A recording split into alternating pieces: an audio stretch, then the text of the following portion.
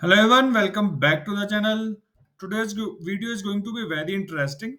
We will solve top 3 Python coding interview questions. These are commonly asked questions and can be asked in a data analyst or data engineer interviews. Moreover, more than interviews, you will build the logic building and how to approach the problem in an efficient way. Right? So these are the three problems: second largest element, equilibrium point, and leaders in the array, and we will solve each question with a brute force method first, which might not be optimized, but it will be simple and intuitive. Second will be optimized approach, right? How we can efficiently write the solution.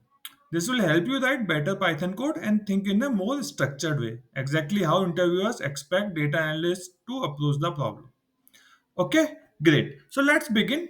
We will start with the second largest element, right? So I'll go to Namaste SQL. This is all free questions. So I'll just search for second largest number, right? So let me reset my code for now.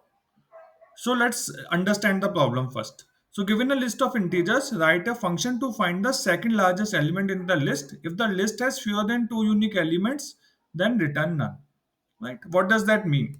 That means, so for example, this is my input array. Right? Now what is the second largest? So 12 is duplicate. Right? So second largest will be 10. So we are getting 10. Okay, largest is 12 and second largest is 10. So we have to take care of duplicates. Great. Now in this, if you see, there is no second largest. All three are same. So it will return none. Right. Again here 3 1, so second largest will be 1. Simple. Right. These numbers can be negative. So this is an integer. So you have some negative numbers as well. Okay, great. So let's think about it, right? So what I need second largest. Now let's say I have a list. If I sort it and take the second last element, right? Then I can say it is the largest. So let me show you. So I will sort this list. So I will say nums dot sort, right? We will solve this using sort first, and I will just print nums. Right? Great. So if you see, if I am sorting it, so 4, 7, 9, 10, 12, 12. So I can take the second last element, but problem here is they are duplicates. Answer should be 10. If I just take second last element from this list, then it will be wrong. So what should I do? I should remove the duplicates first. So what I will do, I will convert it to set. In set, there cannot be duplicates. So I will say my nums equal to, right? I will convert it into a set, right?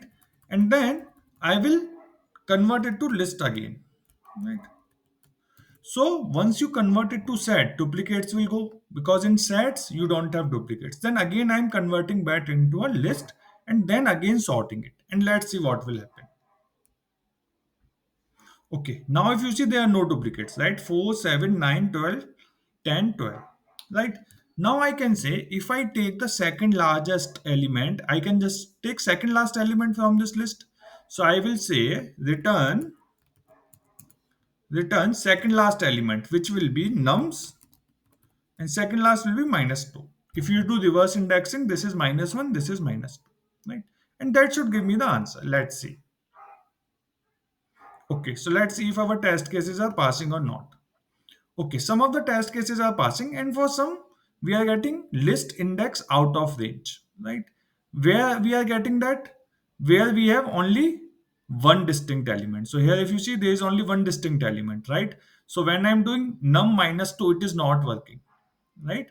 There should be two elements to get this, right? If there is only one element, then we want to return none, right? So initially only, after we remove the duplicates, we will say if length of nums is less than 2, right?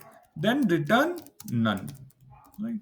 The moment it returns, your program is over, right? So for these test cases where you have only one unique value, right, it will just return here and this will not go further, right? So we won't sort it if there is only one element. There is no need of it.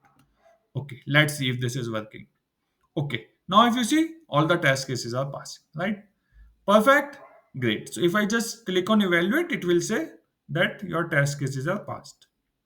Now let's say what is the time complexity of this problem. Now first thing is you can see it is a sort. So we are doing a sort, and for sort the time complexity is big O n log n. Sorry, we have discussed in the first chapter of first video of this series, right? N log n, right? Which is greater than n, right? So we will see. So n log n is there, plus we are also converting into set and then list. This again will have on, right? But overall it will be o n log n because the highest complexity will be of this operation where we are sorting the number, right? Okay. So now think about it how we can solve it using on, right? So basically I should have a way that I will traverse over this list only once, right? So if there are an element, I will traverse and I mean one time and and go through each element one by one by one, right? So then in that case it will be on. Great. So I don't want to sort now. Let me remove everything. So what we will do, right? We will define two elements. So first is first largest. We need second largest, right? For that we need the first largest as well. And we will define it as a infinity, negative infinity. So I'll tell you why. So I'm just assigning it to some big negative number, right? I could have said minus 99999 as well, right? Minus 99999. But you never know. In your list, you might have a negative big number, right? So you don't want to give that. So I'm just saying negative infinity. So this is how you can give negative infinity in Python. Great. Similarly, I want to define the second largest. Okay. So my first largest is float negative infinity, and second largest is also float negative infinity. So this in these two variables, I will maintain my first largest and second largest. Great. Okay. So now what we will do, I will run a loop over this array, right? So I will say for num in nums. So when I say num in nums, in the first iteration, right, we are traversing over this list or array, and in first it will come 10. Now I will say this 10 is greater than my largest number or not, right? So let's say if I say if num is greater than my first largest, right? Currently my largest is this and second largest is also this. So I'm saying if this number whatever 10 is greater than my first largest number, then what will happen? It means my first largest will become this, right? Initially my first largest was this, but now my first largest will be this number, right? And what will be the second largest? Second largest will be whatever was my first, right? So now I have to assign it first because if I assign num into first, I lose my first already. So I will say this. Okay, let me explain you with a simpler example, right? So let's say instead of this infinity for now, I will just comment it, right? So currently, let's say I have the smallest number as 4. So I'm saying my largest is 2 and second largest is 1 for this use case, only for this use case because largest is 4 in this, right? Sorry, smallest is 4. So I'm just taking two numbers less than this. So I'm saying if 10 is greater than 2, if 10 is greater than 2, then I'm saying that my second largest will be this, right? 2, and my first largest will become 10. So at this point my second largest will become 2, right? And my first largest will become this number 10. This is what I'm saying, right? And it makes sense, right? Till here when I reach 10, my first largest will become this 10, and what is my second largest? Whatever was my first largest earlier. So this is what I'm doing here, right? So I just took this example to explain because with infinity sometimes it is difficult to imagine. Okay, great. So I hope you understand this. Let's go forward. So this is fine, right? If my number is greater than first, then this is what I will do. Now I'm saying else if my number, whatever number is there, is not greater than first, but it is greater than second. If it is greater than second, it means, sorry, if it is greater than second, it means my second number will be num, right? This number is not greater than first. So my first will remain whatever it was. I'm not touching first. But if my number, whatever number I'm checking, if it is greater than second, then the second number will be num now. Right? Because the second largest will become this new number. Right? And then I will say return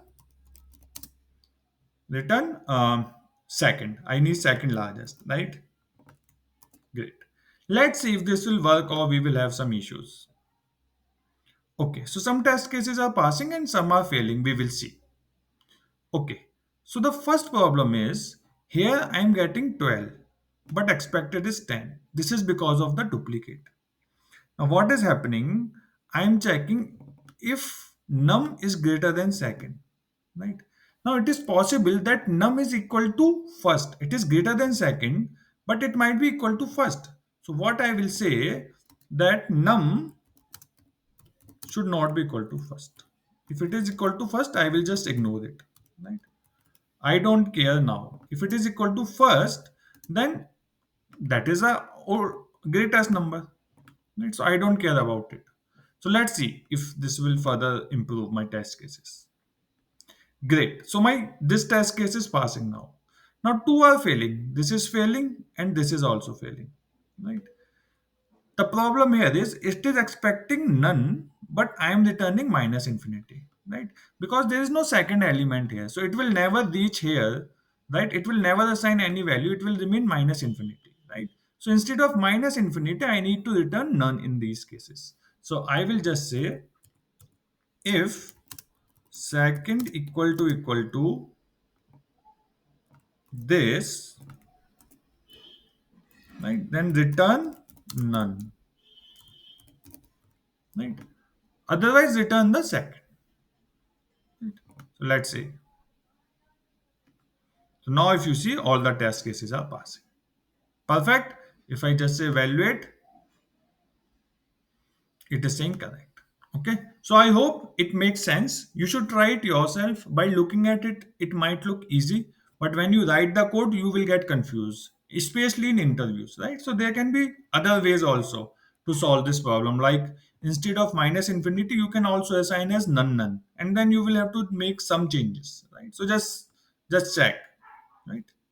Okay, great. Now let's move on to the second question, right? Second question is equilibrium point. So let's see what is this question says. So we will search equilibrium. So we have this equilibrium point. Okay, let's understand this problem. Okay, so the problem is you are given an array of integer a, okay, array of integers. Your task is to find the first equilibrium index in the array, right? An equilibrium point is an index such that the sum of all the elements before it is equal to the sum of all elements after it. If no such index exists, return minus 1. Okay, let's understand with a example. So this is my array, right? It is saying the output is 2. So index 2 is 0, 1, 2. So this is my 2 index. If I look at all the numbers before this, the sum is 3 and all the numbers after this is also 3. So equilibrium index is 2. Now in this, there is no equilibrium index, right? So if we consider 0 as equilibrium index, the left is nothing and right is 3. So it is wrong. Again, if I come here, left is 1 and right is 2, right? We don't have to consider this element. All the elements to its left and to its right, the sum should be equal, right? Again here, it is saying 3. So 0, 1, 2, 3. So if I say 6 minus 7 will be minus 1, right? So it is 6 minus 7 will be minus 1, right? And again minus 4 plus 3 will be minus 1, right? So both are minus 1. So again 3 is a equilibrium point, right? So this is what you have to do. Okay. So let's start with the brute force method. So just think about it, right? If I can just iterate over this array, right, and I can take sum of all the elements before this index, right, and then sum of all the elements after this index, and if they are equal, then I will say that this is equilibrium point, right? So I'll say for I in range length of my array, right? Okay. Now I will say if, so I want all the elements before this iteration. So I is 0. So all the elements before 0. So I will say if air from starting till this index. Right? Currently it is 0, but basically let's say if I am in 0, 1, 2, let's say in the third iteration, what it will take, it will from starting, it will take till here, because the last index it will not take, right? This is exclusive. So if I equal to 2, then it will take 0 and 1. If I equal to 2, it will take 0 and 1, right? So I'm taking all the indexes before this index, right? All the elements before this index, right? Equal to the sum of this, right? I want sum of all this. Equal to add all the elements after this index, right? So that will be I plus 1 till end, right? So if I am here, I plus 1 will be here, and from here till end, right? And if this sum, right, if these two things are same, then I will return that index, return I, right? If this is not happening, then I will return minus 1, right? This is what it is saying. So if this condition is meeting, and during the entire loop we will return that index. If not, then we will come out and say return minus 1. Okay, so this is a very brute force method. Let's see if this works. Okay, so this is passing all the test cases. If you see, right, it is passing all the test cases, but the problem is time complexity.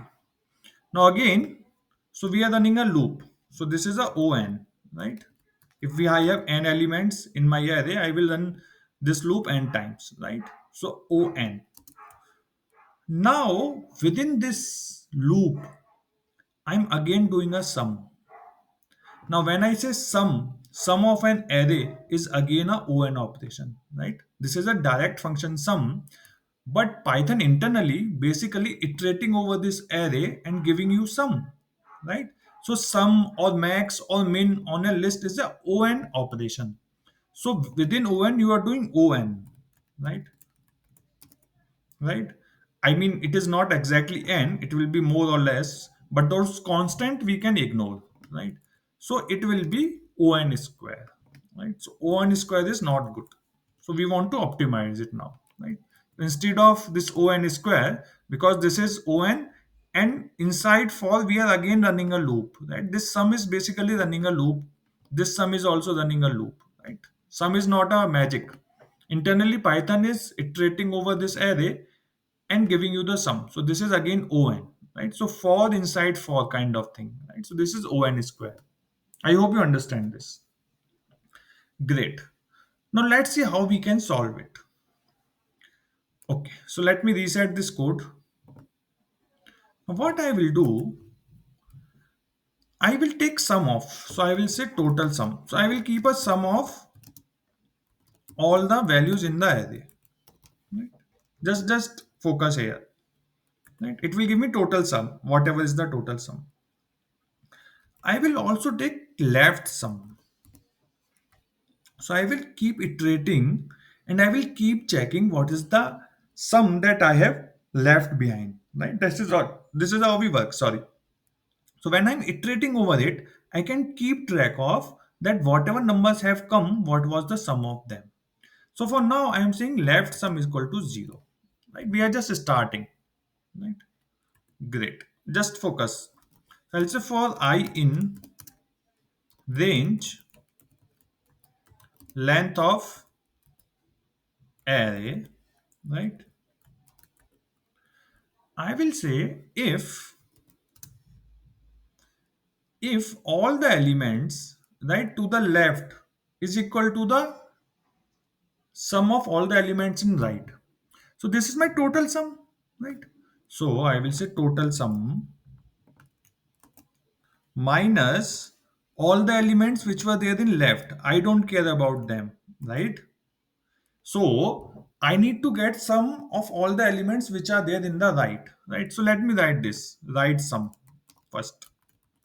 So I have the left sum, which I assumed 0 initially. What will be the right sum? Right sum will be total sum minus whatever was left sum minus the current element as well, Li, right? Because right sum will be total sum. So let's say I'm here. So whatever is the total sum, right, minus left sum, and this also minus I have to do, right? Because I don't have to consider this element as well. So from the full sum, I removed all the left and the current element. So this will be my right sum, right? I will say if left sum equal to right sum, then return that index, right? Then return that index. Okay, great. But if that doesn't happen, then I will say else. Now left sum is initially 0. So I will say left sum equal to, sorry, let me copy this,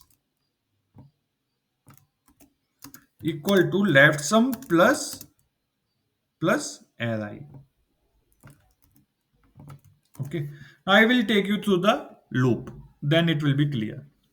Great. So I am saying total sum will be what? 6. Let me write it. Total sum will be 6 in this case. Right? Total sum will be 6. Okay, total sum is 6 and left sum is 0. So I am checking right sum. What will be my right sum now for the first loop? So total sum is 6 minus left sum is 0 minus Ri. Ri is 1 for the first, so it will be 5. 6 minus 1 will be 5. So if left sum equal to right sum, so left sum is 0 and right to this is 5, right? You see 5 right to this index, right? Is it equal? No. So it will not go inside this. What it will do, it will update the left sum. So left sum will be 0 plus Ri, which is 1. So it will become 1 now. After first iteration, this is the condition. Now let's come to the second iteration. Now we have 2. I mean I equal to 1 and value is 2. So again I am checking right sum. Right sum equal to total sum. Right, total sum is 6 minus left sum. Left sum is what? 1. So 6 minus 1, which will be 5 minus 2. Right? Minus 2 is 3. Right? Minus 2 is 3. So total sum is 1 second. I think I got confused. So right sum equal to total sum, which is 6. 6 minus left sum. So left sum is 1. Right? Which is 5. 5 minus 2 equal to 3. Okay. Great. It is perfect. So it is 3. Perfect. So my left sum is 1, right? And right sum is 3. So will it go inside it? No. Right? My left sum is 1, right? Left to this, my sum is 1, right? And right to it, it is 3, which I got here, right? So again, it will not go. It will go in else, and again, it will check. Again, it will update. Left sum will be left sum plus array. So it will become 3 now, right? It was already 1. Now it will become 3. I hope you are able to follow me. Great. Now in the next iteration, here I am. Right. Let's see what will happen. So again, it will take right sum. So right sum will be total sum minus left sum. So left sum is 3. So 6 minus 3 will be 6 minus 3 will be 3. And Ri is 0 anyway. So it will remain 3 only. Right. Now what is my right sum? 3 and left sum is also 3. Now it will go inside it and return that number. Okay, so I hope it is fine. So it will return 2. And now we are saying that if it never returns anything, right, it comes out of this loop. and never returns anything, right? Then we will say return -1 because there is no such number. Let's see if it is working or not. All test cases are passing, right?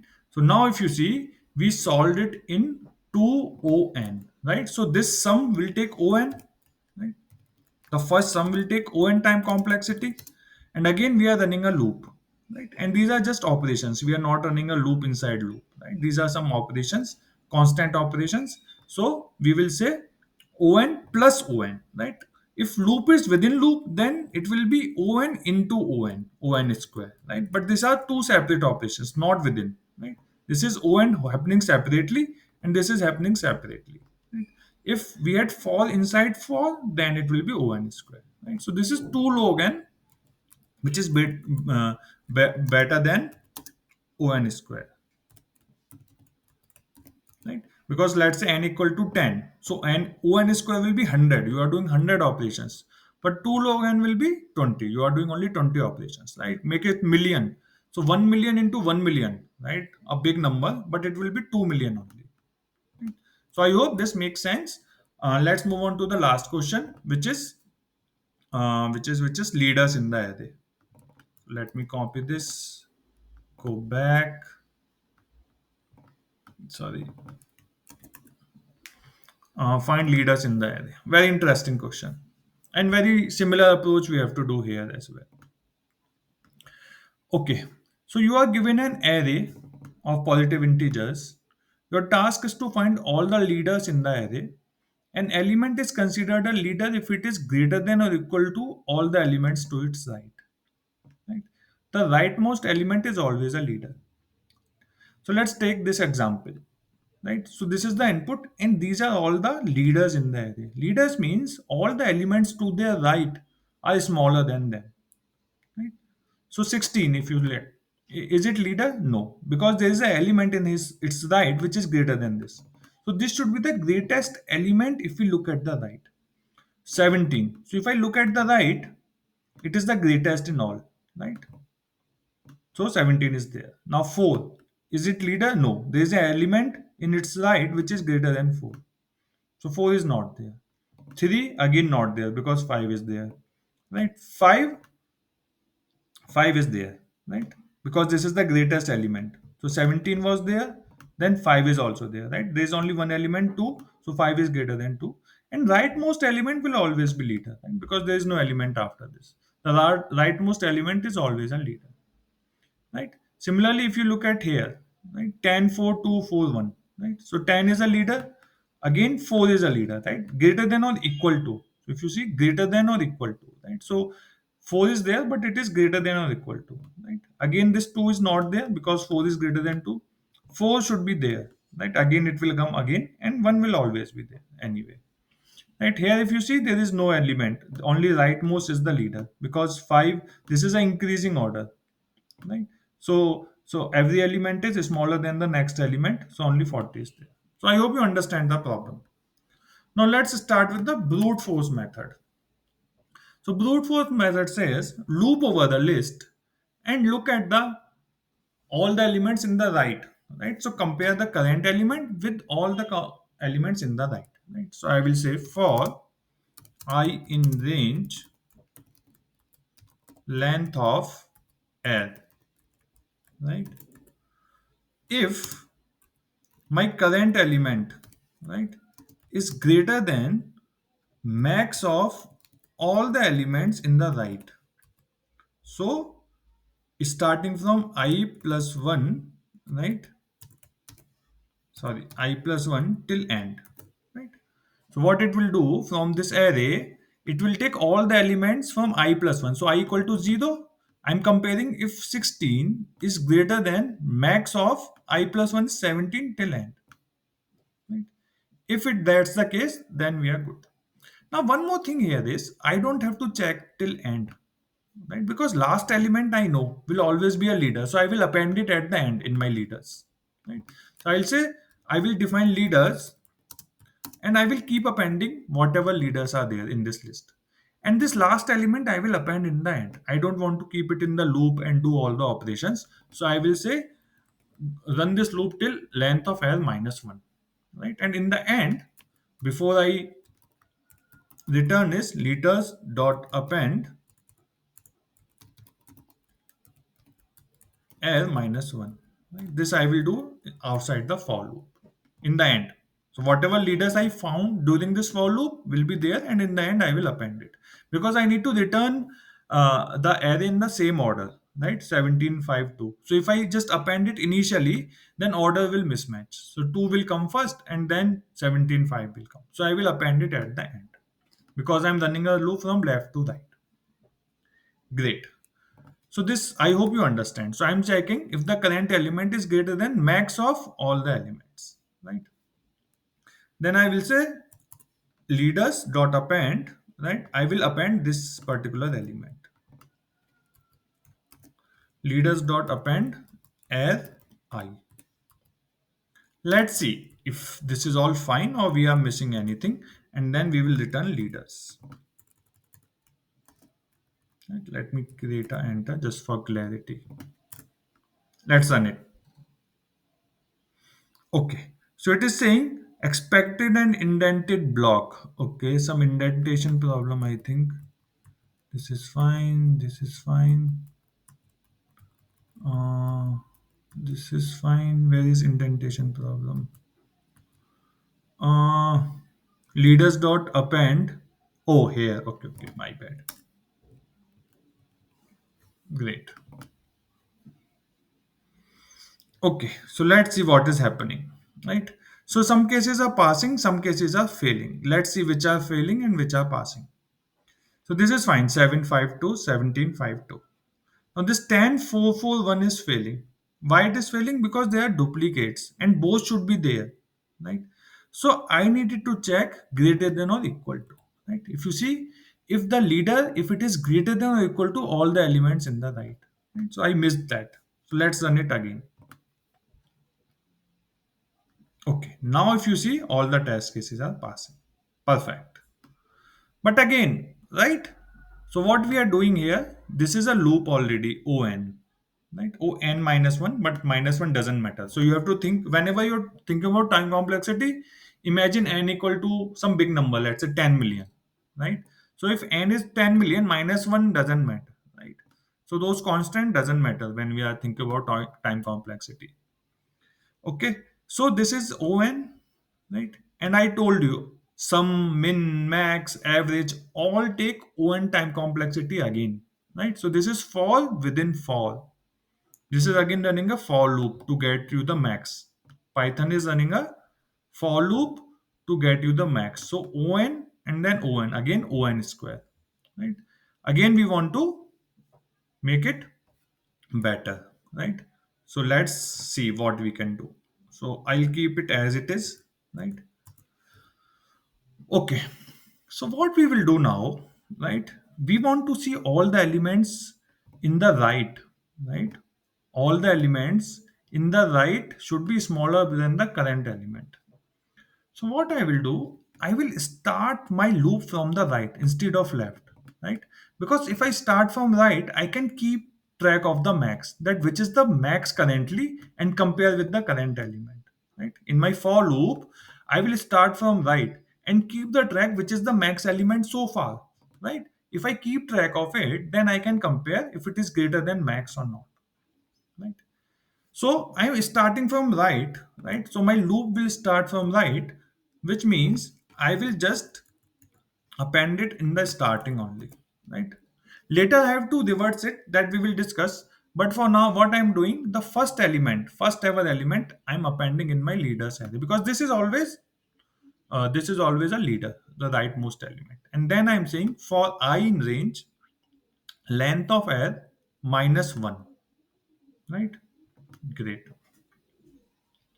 So why I did minus one? Because I didn't want to check this one, right? So we will start from this one. Great. So I will say right max. What is the max element in the right? Right. So I'll say right element in the max is this currently. Right? This is my max element, right? First element. Now I want to run a reverse loop, right? So to run the reverse loop, what I have to do?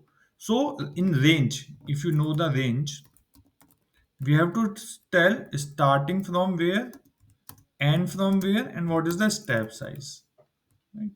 So I'm saying start from the end, which means which means length of air minus 1. So length of air minus 1 will be what? Okay, I'll show you. Comma, right? End will be 0. But this end is not considered. And it goes till end minus 1.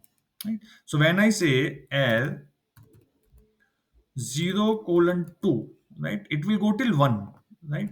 So it has to go till end minus 1, right? So end is 0. I want to go it to 0. Starting from the last, go till 0. So I'll say minus 1 and step size is minus 1. Minus 1 means go backwards. So we'll start from here and go backwards. I'll just print I and show you so that you are clear. I'll say print I. Let's run it. Okay, so it is saying 5, 4, 3, 2, 1, 0. Right? So it is starting from index 5. So what is index 5? 0, 1, 2, 3, 4, 5. Now this element I have already appended here. Right? So I'll say start from minus 2. Great. So I will start from index 4, then 3, 2, 1, and will go till 0. Right? This is what this reverse is doing. I hope you understand this. Great. Now what I'll do, I'll say if. So I'm at 5 now. I will say if this 5, which is air I, is greater than my right max.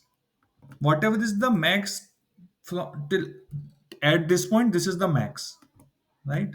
If it is greater than or equal to, right, equal to is also there.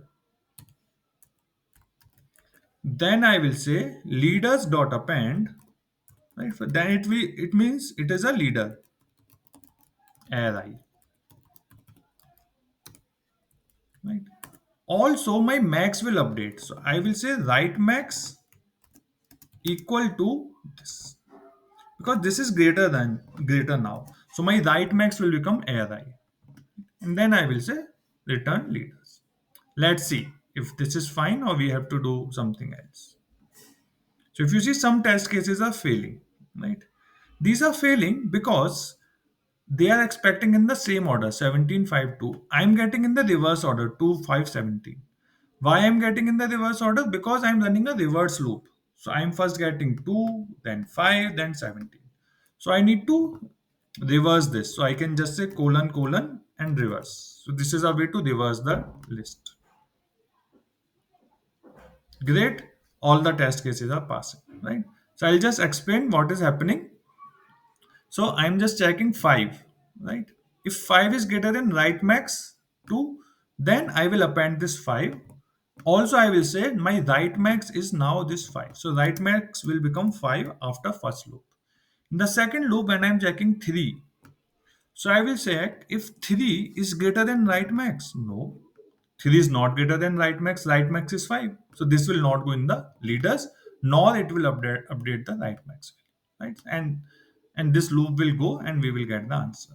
Now if you see what is the time complexity, so we are running a loop here, right? On minus 2 again doesn't matter. So on, right? There is no loop. These are some bunch of operations, constant operations, right? And then I'm reversing it.